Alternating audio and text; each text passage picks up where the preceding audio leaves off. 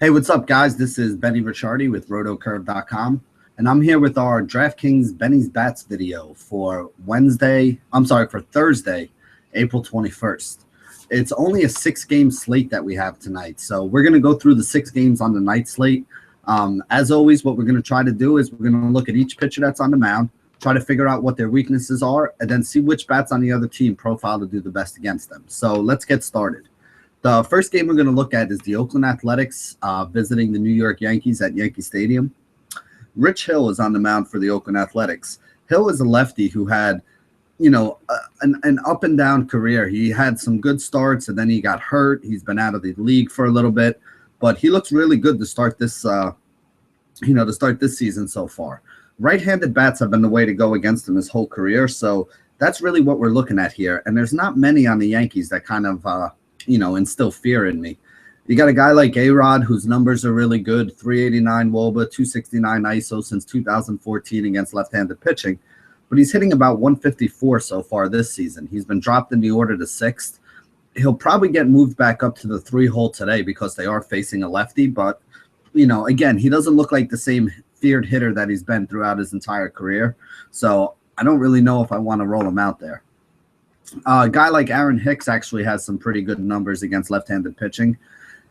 Brett Gardner was scratched yesterday. I'm not sure of all the details of it all, but I would assume that Hicks is going to get the start, as he usually does when a lefty starts. The thing is, he usually gets pinch hit for as soon as they put in a right-handed relief pitcher.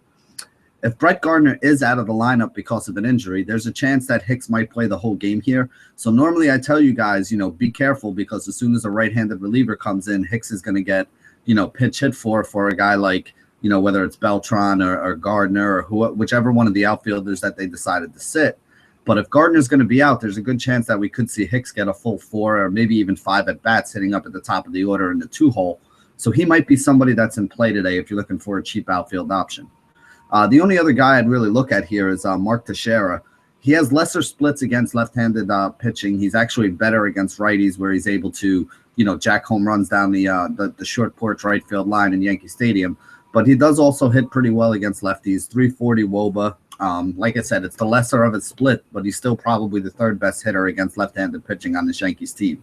I don't think the Yankees have a really good matchup here today against Rich Hill, and I could see Hill having a pretty decent game. On the other side of this game, we got the young righty for the Yankees, Luis Severino. This guy's been pretty good in his limited innings in the major leagues. Left-handed bats hit him a little bit harder, 244 batting average, 135 whip last season. A couple left-handed bats that Oakland has been throwing up at the top of the order that I think we should look at. A guy like Chris Coughlin, 355 WOBA, 212 ISO against right-handed pitching. Josh Reddick, probably my favorite bat in this game, 356 WOBA, 189 ISO. And then also Stephen Vogt, if you're looking for a cheap catching option, 353 WOBA, 211 ISO. You're probably going to have Coughlin in the 2-hole, Reddick in the 3-hole, and Vogt in the 5 spot. So all 3 of these guys hitting in the meat of the order. And, like I said, all 3 of them are at the very least worth a look, especially as left-handed bats facing a right-handed pitcher with the short porch in Yankee Stadium. Next game we're going to talk about, I think we'll see a lot more runs out of this one. That's the Toronto Blue Jays against the Baltimore Orioles. You got Marco Estrada pitching for Toronto, and I actually didn't even realize it until I started digging into his numbers. This guy was really good last year. 204 batting average right-handed bats, 203 batting average to left-handed bats, whip of 108 to righties, 102 to lefties. I mean, that's some dominant numbers right there. His problem, as has always been his problem, he did give up 24 home runs in 181 innings pitched. So he did have great numbers in 2015, but he still wound up giving up a lot of home runs. Some of the guys that we can look at, we got Chris Davis with a 410 WOBA, 350 ISO score. Manny Machado, 384 WOBA, 232 ISO score. And Jonathan Shoup with a 379 WOBA and a 262 ISO score. He's actually 2 for 6 lifetime against Estrada with a home run too. So I think, Jonathan Schoop is somebody who you can look at as a cheap option. We also have Chris Tillman going on the other side for Baltimore. He's a reverse splits guy, right-handed bats, 271 against them. Gave up 17 home runs in 87 innings pitched. So, you got all those big right-handed bats in that Toronto team. Joey Batista, 395 WOBA, 301 ISO, 11 of 39 with 3 home runs lifetime against Tillman. You got Edwin Encarnacion, 399 WOBA, 294 ISO. He's 16 of 49 with 3 home runs lifetime against Tillman. And then Josh Donaldson, 390, 256, 7 of 23 lifetime with the home run. So those would be the guys. I really do like those big right-handed bats on Toronto. They haven't been smashing like we expect them to, but I do think it's time for them to, get their stuff together. And I think Tillman is one of the pitchers that, they're going to be able to get to. Next game, we can talk about Chicago Cubs against Cincinnati. Jake Arrieta is on the mound for the Cubs, so I'm not looking at any Cincinnati bats. This is a struggling offense. Arrieta so far this year is 3-0, 22 innings pitched, 15 hits, 2 base on balls, only 3 earned runs, and 20 strikeouts. I'm not taking any bats on Cincy to go up against that. It's not a good offense. He's a very good pitcher. There's really no reason to get crazy with it here. Other side of that game, we got Brandon Finnegan, the lefty, rookie lefty, who's been pretty good in his starts as well. 17 innings pitched, 8 hits, 10 walks, 4 earned runs, 16 strikeouts to start his career. So he threw a one-hitter over 6 2/3 innings against the Cubs already earlier this year. So I guess it comes down to the question of, are you somebody who believes that when a pitcher sees somebody twice in a short period of time, they're going to struggle? Or are you somebody who believes that if a guy dominated a team that badly the first time they see him, they're gonna dominate him again?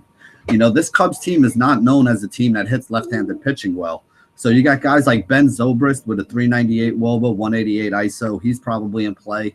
Anthony Rizzo, 383 WOBA, 178 ISO. He's probably also in play. And then Dexter Fowler, 376 WOBA, 141 ISO. Those would be the 3 bats on the Cubs team that I look for. Like I said, Finnegan is actually in a pretty decent spot. The Cubs don't normally hit left-handed pitching pretty well. They tried to address that in the offseason by bringing in a few other bats, but I still think they're going to struggle here. So I'm not expecting a ton of runs to come out of this game.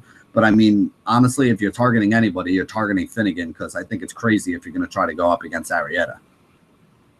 Next game, we can talk about Detroit at Kansas City. You got Edinson Volquez on the mound for KC going up against Detroit.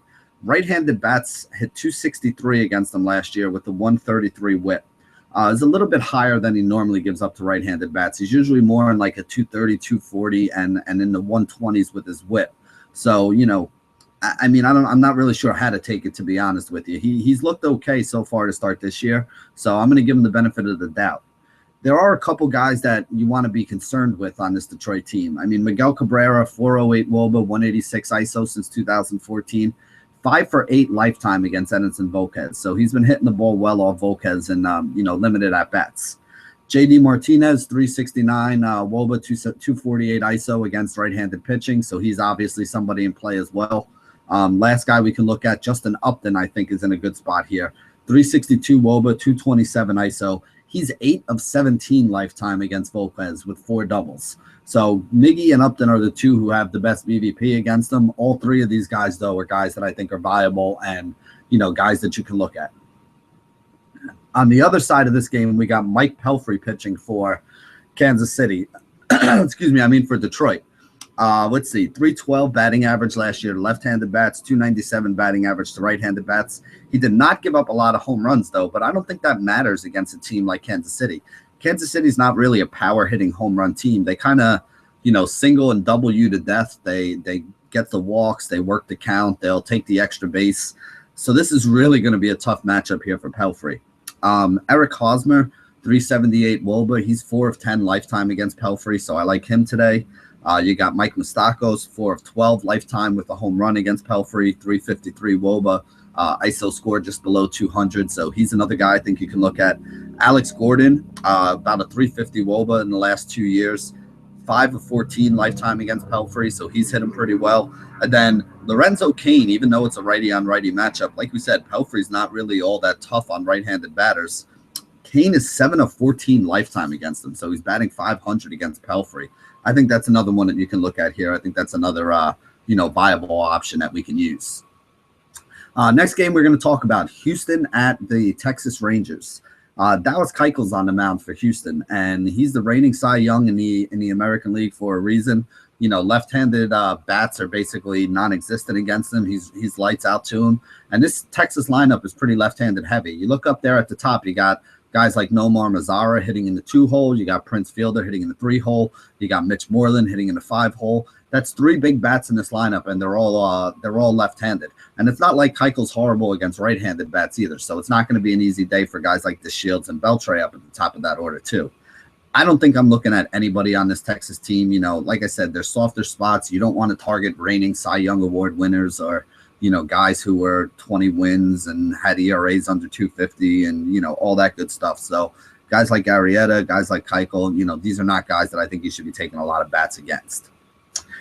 Other side of that game, we have A.J. Griffin. Limited innings pitched in the majors. He did have a little bit of success. He bounced around a little bit. He's only been in the league for about 3 or 4 years. He's pitched for a couple teams, right? I think he's on the Dodgers, might have even been on Oakland at one point in time too. Some of his numbers from back in like 2013 or 2012 were pretty solid. He didn't pitch much last year, obviously limited innings so far to start this season. Left-handed bats are the ones that usually do the best against him. Right-handed bats are okay too. It's not like he's lights out to him, but the lefties is probably what you want to look at. Now, on his Houston team, we don't have a lot of lefties. The only one you really have is Colby Rasmus, who's off to a pretty hot start this year. He's obviously going to be somebody I would look at if he's batting in a cleanup spot again. You go down towards the bottom of the order, you got some left-handed bats that could be interesting. On a small slate like this, we got to, kind of figure out what we want to do. So you can look at guys like Jason Castro, Luis Valbuena, Preston Tucker. All these guys are left-handed bats that might be nice at the bottom of the order. Now, like I said, he's been okay against righties, but it's not like he's been lights out and shutting them down. So, Altuve, Correa, Springer, even Tyler White up towards the top of the order. I mean, I still think they're going to need some production out of these guys if they're going to get any runs here. I don't think it's the greatest spot for all these right-handed bats, but this Houston offense is, very feast or famine. I mean, they could strike out 12 times today, or they could hit 4 home runs and, wind up being the stack that wins everybody the money. So in cash games, I'm not really loving too much out of here other than maybe Rasmus.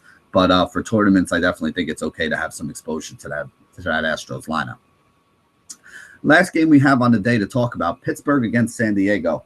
We got Gerrit Cole going up against the San Diego offense. Now, here's my take on this. Other people might disagree, but left-handed bats hit 227 against him last year. Right-handed bats hit 251, gave up a very low number of home runs. So I don't expect to see him get a lot of home runs hit off him today.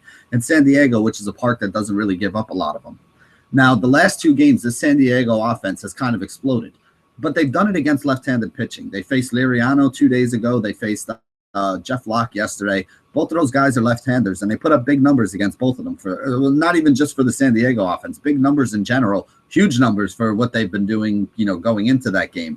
Now, right-handed pitchers have been shutting them down so far this year, though. So I do think that this is a better spot for Cole than it was for guys like Liriano and Locke in the last 2 days. Could I be wrong? Sure, I could be wrong. Maybe the San Diego team just all of a sudden managed to start hitting. But if you look at the numbers that they've had against right-handed pitching over the course of the last 2 years, you can see what I'm saying. There's nobody on that team that really stands out other than maybe a Brett Wallace, who's not even a big part of that team. There's really nobody that stands out against right-handed pitching as anybody that you want to be afraid of. I think Will Myers has some of the best numbers, and he's at like a 315 WOBA and a, barely a 200 ISO if he's even at a 200 ISO. So it's not like there's a lot of big bats here that you got to really be concerned with. Now, on the other side of that game, big game James Shields is going for San Diego, which, as you guys know, is my least favorite nickname in all of baseball because it has absolutely nothing to do with this guy's ability. Left-handed bats last year hit 279 against him with a 165 whip and 23 home runs in 95 innings. He was actually pretty tough on right-handed bats, so it doesn't bode well for the guys that you normally look at on Pittsburgh, the guys like the McCutchens and the Martes. I don't really think this is going to be a great spot for them. The guys that I do like, you look at a Gregory Polanco or a John Jaso, maybe even a Matt Joyce coming off the bench. These are the left-handed bats that they do have on the Pirates. And like I said, Shields has been atrocious against left-handed bats. Almost a 280 batting average, a whip of 165, and he's given up 23 home runs in 95 innings. Better than one home run every basically about one home run every 4 innings. So I would expect one of these lefties to kind of be able to tag him today, maybe get a home run, maybe a guy like Jaso or a guy like Polanco. Those would probably be the 2 I looked at. San Diego's not a great home run park, but the fact that Shields still gave up 23 home runs when he's pitching his home games in a park that's, not really considered a good home run park is probably a good thing for any left-handed bats that are going up against them. So not a big fan of the righties, but I think anybody that is lefty that Pittsburgh throws in that lineup is somebody that you're going to have to take a look at. Now, remember, we do only have 6 games on tap today, so there's only 12 teams that are going to be going in this night slate. Not a lot of different ways, not a lot of options you can go against. like we said, if you're not targeting guys against Keuchel and you're not targeting guys against Arrieta and you're staying away from guys against Gerrit Cole, you're really down to only about 9 teams that you have to choose players from. So be smart. Obviously, we want to try to get the exposure we can get to the highest scoring games on the day here. You're going to want to save some money and pay up for some of these pitchers. I don't see a lot of cheap pitching that I think we can roll out there. So it kind of looks like a day to me where you want to pay up, make sure you get at least one of Arrieta or Keuchel, maybe put them together with like a Gerrit Cole or so and, and kind of roll that way. So, for those who are asking me to give my thoughts on pitching, like I said, I don't think this is a day where we're going to find a lot of these $5,000 or $6,000 pitchers that can get us 3 or 4 times value pretty easily. I think this is a day where you do have to pay up a little bit on pitching, which also means we're going to have to get creative with some of these bets. So we're going to have to be willing to take a couple guys who, might be cheap and might not, have the greatest matchups on paper. But again, with only 6 games, I mean, like I said, there aren't a ton of bats that I threw at you guys anyway, because there's not a lot of guys that are standing out based on the numbers. So thanks for joining us here at rotocurve.com for our Benny's Bats edition for Thursday, April 21st. And as always, stay classy, DFS.